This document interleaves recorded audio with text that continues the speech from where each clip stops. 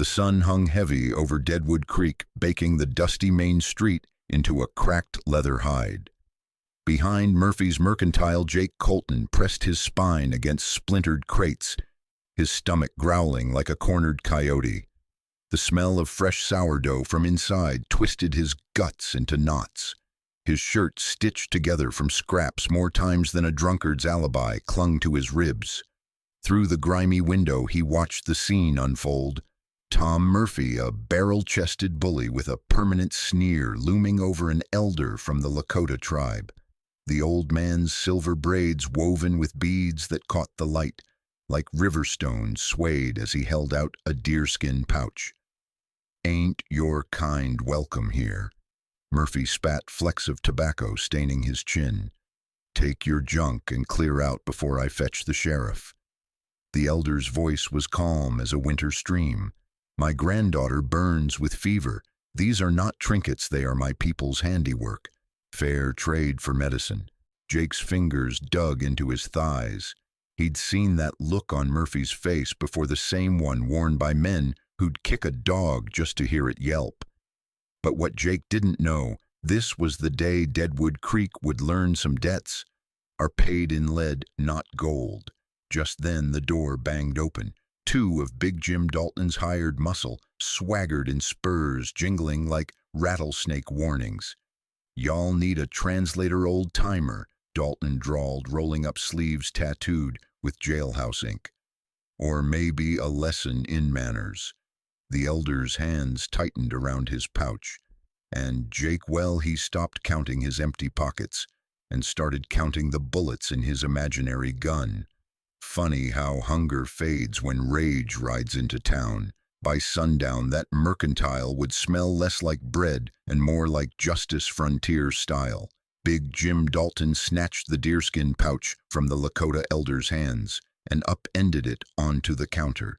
Beaded bracelets and a necklace tumbled out, each piece a tiny masterpiece, the kind of work that took moons to craft under firelight. Then Dalton did something that turned Jake's stomach to stone. With a sweep of his meaty arm, he sent the treasures flying. A boot heel came down hard, crushing the necklace into the floorboards like it was trail dust. The crack of breaking beads sounded like bones snapping.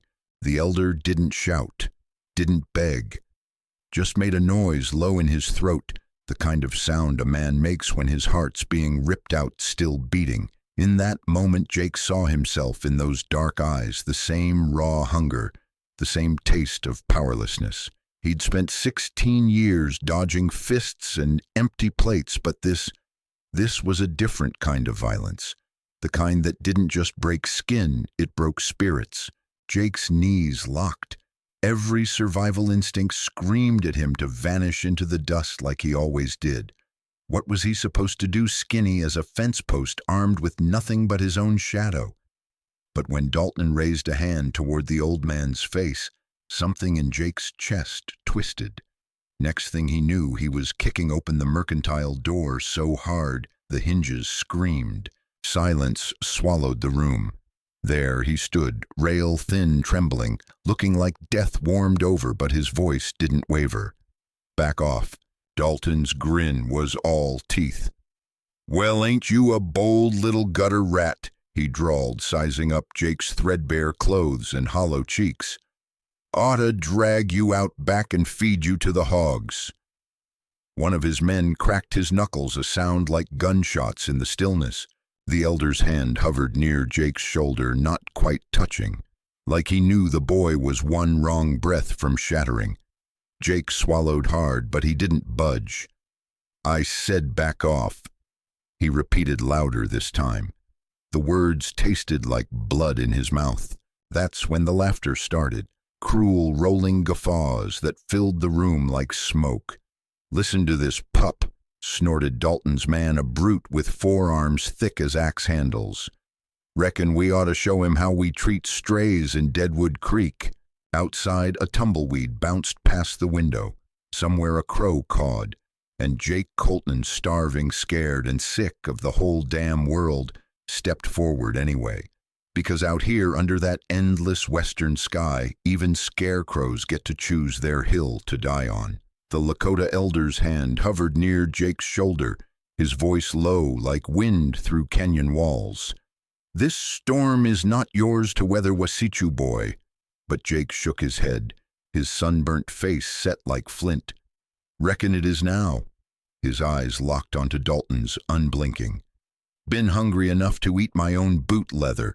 Been looked at like I wasn't nothing but street trash. Difference is, he swallowed hard. Nobody ever stood between me and a beating before." Dalton's grin curdled like week-old milk. His fingers twitched toward the Colt at his hip. "You got sand, kid, I'll give you that, but sand washes away easy." The mercantile air grew thick as molasses in January. Somewhere outside, a horse snorted nervously. Jake's knees threatened to buckle, but his voice didn't. "Ain't about who you are. It's about what you're doing, and it's wrong." The words hung there sharp as a bowie knife stuck in the bar. For 3 heartbeats, the only sound was the creak of Dalton's leather holster. Then the big man moved like a rattler strike. His fist came whistling through the air, but Jake had dodged enough saloon swings to duck just in time. The force of the missed punch sent Dalton stumbling into a barrel of pickles brine, sloshing over his fancy boots. "Enough." The elder stepped forward, his beaded medicine pouch raised like a white flag. "I will go." Dalton wasn't having it. He grabbed Jake by his threadbare collar, lifting him clean off the floor. The boy's boots kicked empty air as Dalton's whiskey breath burned his face.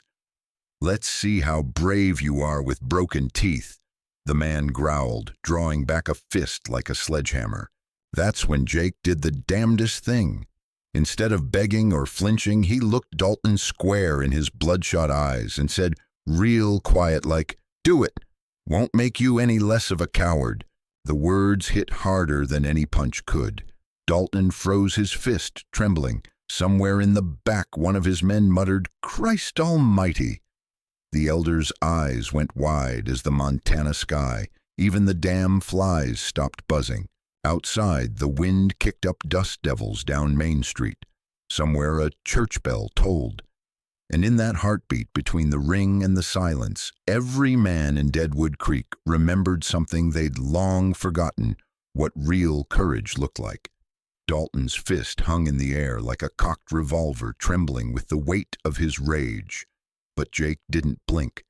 His eyes held steady, not with bravery, but with something worse, pity, the kind that cuts deeper than any knife. The Lakota elder watched his face etched with the quiet awe men reserve for lightning strikes and midnight visions. "You think your pretty words make you righteous." Dalton spat his grip, twisting Jake's collar tighter. "You're just gutter trash playing at being a man." The stench of whiskey and cheap tobacco rolled off him in waves. Jake's lips cracked into a dry smile. "Maybe so, but my conscience don't keep me up nights." The words landed like a gut punch. Dalton's face went slack for half a heartbeat, just long enough for the crowd outside to start murmuring. Faces pressed against the mercantile windows like ghosts at a funeral. One of Dalton's boys shuffled his boots. "Boss, whole damn town's watchin'." Dalton's snarl returned uglier than before. His fist came down like a judge's gavel, but met the elder's upraised arm instead. The crack of bone against bone echoed through the store. The old man staggered but didn't fall, his braids swaying like prairie grass in a storm. "Enough." The elder's voice rolled like thunder, now no trace of the humble trader left. "This ends here." Dalton dropped Jake like a sack of grain, his bloodshot eyes locking onto this new challenge. The boy hit the floor, gasping, but what he saw next stole his breath worse than the fall. The elder stood transformed, no longer a pleading grandfather, but a warrior chief with eyes that had seen 100 battles. "You got one last chance to walk away." Dalton lied through yellowed teeth, rubbing his knuckles. The elder didn't blink. Outside, a restless horse stamped its hoof. Somewhere down the street, a shopkeeper's shutter slammed shut. The whole of Deadwood Creek seemed to hold its breath, waiting to see which way the wind would blow. And in that electric silence the elder did the unthinkable. He smiled, not in fear, not in anger, but like a man who'd already won. The elder's voice cut through the tension like a Bowie knife. "Your town," he spread his hands, slowly taking in the mercantile, the dusty street beyond. The buffalo who once drank from this creek thought the same. Outside, the crowd had swelled to half the town miners, wiping sweat from their brows, women clutching their aprons, children peering between legs, their whispers built like a coming storm. Dalton's grip tightened on the elder's shirt, his knuckles white. "Save your heathen poetry," he hissed. Then came the touch no one expected, Jake's calloused fingers resting featherlight on Dalton's forearm, not a challenge, a plea. "Let him go." 3 words simple as creek water. For a heartbeat, something human flickered behind Dalton's eyes. Then Murphy's voice cracked like a whip from behind the counter. "Sheriff's coming!" The spell broke. Dalton's face twisted through emotions like a gambler shuffling cards rage.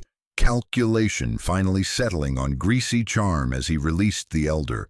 Outside, spurs jingled on the boardwalk. Sheriff Tate pushed through the crowd, his sun-cured face unreadable. Thank the Lord!" Dalton spread his hands like a preacher. These two were fixin' to rob Murphy blind. The sheriff's gaze moved from the shattered beadwork to Jake's split lip, finally settling on Dalton's 2 clean hands. His sigh carried the weight of a man who'd seen this play too many times. "That's so—" A crow cawed in the sudden silence. Somewhere up the street, a saloon piano missed a note. The elder stood tall, his torn shirt fluttering like a battle flag. Jake watched Dalton's smile grow strained at the edges, the look of a man realizing his bluff's been called. And high on the ridge overlooking Deadwood Creek, unnoticed by any townsfolk, 3 Lakota warriors sat motionless on their painted ponies. The youngest tightened his grip on his rifle. The eldest shook his head once. The reckoning would come, but not today. Sheriff Tate adjusted his hat brim already, knowing he wouldn't like where this trail led. "Suppose you all best come down to the office." His eyes lingered on Dalton. "All of you." The crowd parted like the Red Sea as the sheriff herded them toward the jailhouse. Behind them, the mercantile's door swung on broken hinges, whispering secrets to the empty store, secrets that would soon grow teeth. Sheriff Tate's spurs jingled as he stepped over the threshold, his sharp eyes missing nothing.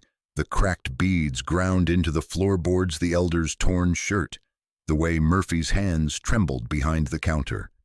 "Murphy," he drawled, thumb-hooked in his gun belt. "You best tell me true now." The shopkeeper's Adam's apple bobbed like a cork in a storm. "Well, Sheriff," this savage came in wanting. His name, Jake, cut in voice raw as fresh rope burn is Red Hawk. The correction hung in the air bold as a wanted poster.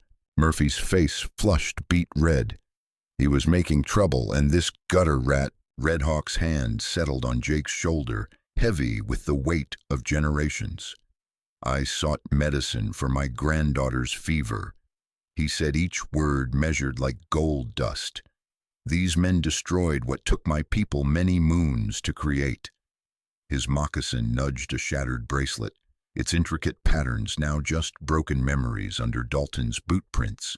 Sheriff Tate crouched, picking up a single unbroken bead. He rolled it between calloused fingers, remembering the Cheyenne woman who'd sewn similar beads onto his saddlebag years back work, so fine it hurt the eyes to study too long. Dalton's laugh came out too loud like a gunshot in church. "You taking sides now, Sheriff, over some Indian junk and a street urchin's tall tale." The sheriff stood slow, that single bead disappearing into his vest pocket. His gaze traveled from Jake's split lip to Red Hawk's steady eyes, finally landing on Dalton's 2 clean hands. "Seems to me," he said, adjusting his hat, "we got 2 stories here. One smells like rosewater, the other like 3-day-old fish." Outside, the crowd pressed closer. A woman gasped as her child pointed to the broken beads.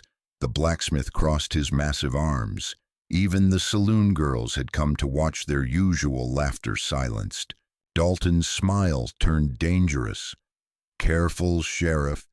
Folks in Santa Fe won't take kindly to you mistreating upstanding citizens." The threat slithered through the room, poisonous and clear. Sheriff Tate's hand drifted near his Colt, not drawing, just remembering its weight. The mercantile clock ticked like a countdown. Somewhere a horse stamped impatiently. Then, soft as a prayer, Red Hawk spoke, "There is another way." From his belt he drew a small pipe, its bowl carved with symbols older than the town itself. "Let us smoke. Speak true words." Dalton scoffed, but Sheriff Tate. He removed his hat, and in that simple act the balance of power in Deadwood Creek shifted forever. The mercantile air turned thick enough to choke on as Sheriff Tate turned that broken necklace in his fingers. Sunlight caught the remaining beads, throwing tiny rainbows across the floorboards. "Your girl made this?" he asked quietly. Red Hawk's voice carried generations of sorrow. 3 moons she worked. Her fingers bled on the threads when the fever spiked. A muscle twitched in the sheriff's jaw. When he stood, his boots seemed to root deeper into the floor. "Dalton," he said, each word measured like gunpowder, "you stomp on a child's prayers that makes you smaller than a snake's belly in a wagon rut." Dalton's face purpled. "You badge toters are all the same. I swore to protect every soul in this territory." Tate cut in his hand, resting easy near his Colt, even the ones without shiny pocket watches. The crowd outside pressed closer, their murmurs building like floodwaters. Red Hawk moved between them, his palms raised. "No more blood needs spilling today," but the sheriff shook his head. "This ain't about blood. It's about what's right." He fixed Dalton with a stare that had sent better men scrambling. "You'll pay for what you broke, and you'll apologize to these folks." Dalton's laugh came out strangled. "Or what you'll arrest me." His fingers twitched toward his own pistol, then froze as metal whispered against leather. Tate's peacemaker cleared its holster. Before anyone blinked, the barrel steady as a hanging judge. "Try me," the sheriff said softly. Outside, a child gasped. The saloon girl's red scarf fluttered to the dust unnoticed. Then the earth itself seemed to draw breath. Before the thunder came. Not from the sky, but from the hills. A sound like 100 drums, like 1,000 hooves, like the very heartbeat of the land itself. The mercantile windows rattled in their frames. Dalton's face went slack with primal recognition. Red Hawk didn't turn toward the sound. Didn't need to. His eyes locked with Jake's as the first war cry split the air, carrying a message, older than badges, older than deeds. The reckoning comes. The world outside Murphy's mercantile turned to dust and drumbeats. Jake's breath fogged the window as 100 riders materialized from the heat waves, not charging, but flowing across the prairie like a river changing course. Their painted ponies moved as one creature, feathers and beads, catching the sun with every rhythmic step. Sheriff Tate's peacemaker sagged in his grip. Sweet merciful. Red Hawk No Chief Barrett now stood taller, the years falling from his shoulders like a shed cloak. Dalton made a sound like a gut-shot deer. Barrett, the Lakota war chief. The old man's smile could have frozen hell. These lands remember names better than men do. Outside, the lead warrior dismounted. Sterling Maddox moved like a mountain coming alive, his scarred face telling stories no white man's book could hold. His gaze through the glass lingered on Dalton just long enough to turn the man's bladder to water. War Chief Maddox, Barrett said mildly, has little patience for men who harm elders. The words hung in the air like gun smoke. Dalton's hand shook so bad his spurs jingled. This wasn't some drunken brawl anymore. This was the kind of mistake that got towns erased from maps. Sheriff Tate touched his badge, then slowly opened the door. The smell of sage and horse sweat rolled in like a tide. Maddox stood waiting, his knife hand relaxed. Behind him, 100 riders sat silent as ghosts. The sheriff cleared his throat. "Chief Barrett, I reckon we've got some talking to do." Inside the mercantile, Jake watched Dalton's face collapse in on itself. The bully had become the mouse, and high above a red-tailed hawk circled once, twice, before screaming down toward the earth like a falling star. The mercantile door creaked like a gallows rope as War Chief Maddox filled the doorway. His gaze moved across the shattered beads, the torn shirt, finally settling on Jake with the weight of a mountain. "This, the one who stood with you?" His voice rumbled like distant thunder. Chief Barrett's hand tightened on Jake's shoulder. "When the wolves circled this young wolf, stood between their teeth and my throat." Maddox stepped closer, his shadow swallowing Jake whole. The warrior's eyes, black as obsidian, missed nothing. The frayed cuffs, the hunger-hollowed cheeks, the way Jake's knees shook but his spine stayed straight. "No family," Jake's throat worked. "None living. Your people. Just the streets, sir." A silent conversation passed between the Lakota men, some ancient understanding Jake couldn't fathom. Then Barrett turned, his face transformed by something Jake hadn't seen directed at him in years. Not pity, but pride.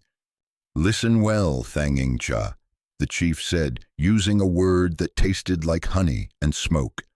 "Our ways say a man who defends the helpless, even at his own cost, becomes Tioshpaye, family." The world tilted, Jake's vision blurred. 16 winters of sleeping in barns of shopkeepers, chasing him off with brooms of Dalton's kind, laughing as they kicked his dinner into the dirt, all crashing against this single moment. I'm just," Jake's voice broke like a twig. Maddox surprised them all then. The fearsome war chief reached out and cradled Jake's face, his calloused thumb brushing away trail dust and something wet from the boy's cheek. "Courage needs no bloodline," he growled. "You stood when others fled. That makes you ours." Outside, 100 mounted warriors sat silent, waiting. The wind carried the scent of sage and horse sweat of wood smoke from distant lodges. Somewhere beyond the ridge, a new fire was being kindled, and Jake Colton, the gutter rat of Deadwood Creek, took his first breath as a man with a people. The silence in the mercantile grew teeth as Sterling Maddox spoke his final judgment. "The boy chooses his path." His eyes sharp as flint cut to Dalton. "But you crushed a child's prayers beneath your boot, struck our chief like a common drunk." From his belt pouch, he poured gold coins across Murphy's counter, enough to buy the whole damn town.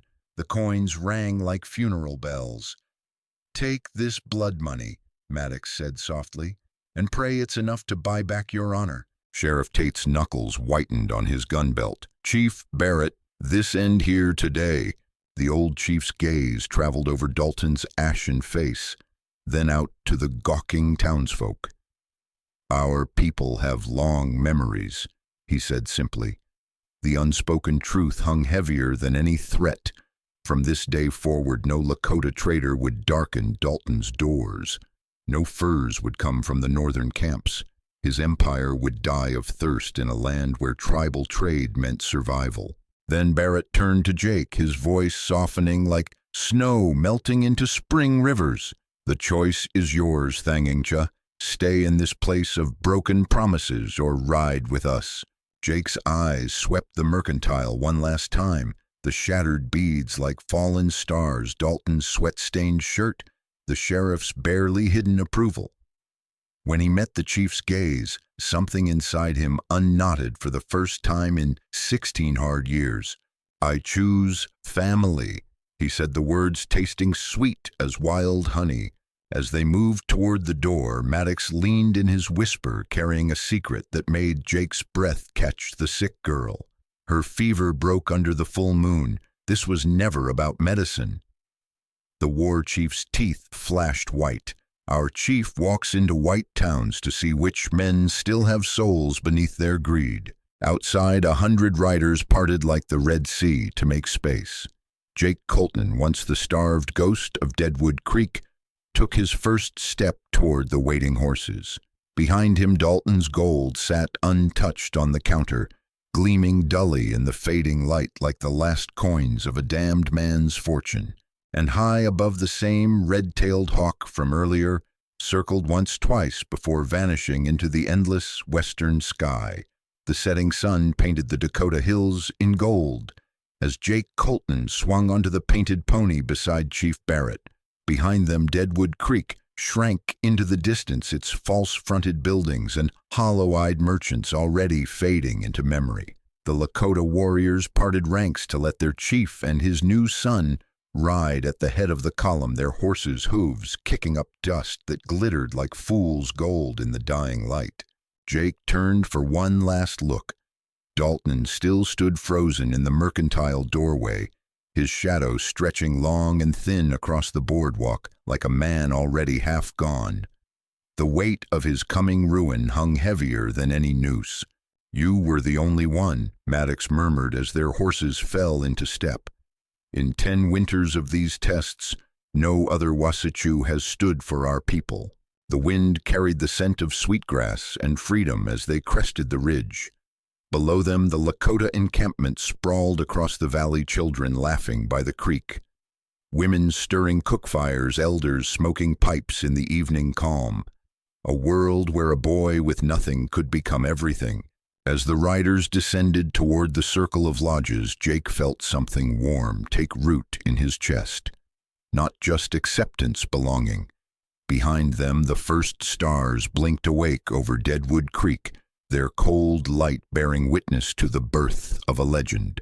And so the story would be told for generations, how a starving white boy, with nothing but courage to his name, became Thathanka Chikala, Little Buffalo, the adopted son of Chief Barrett, whose stand against injustice would echo through the Black Hills forever.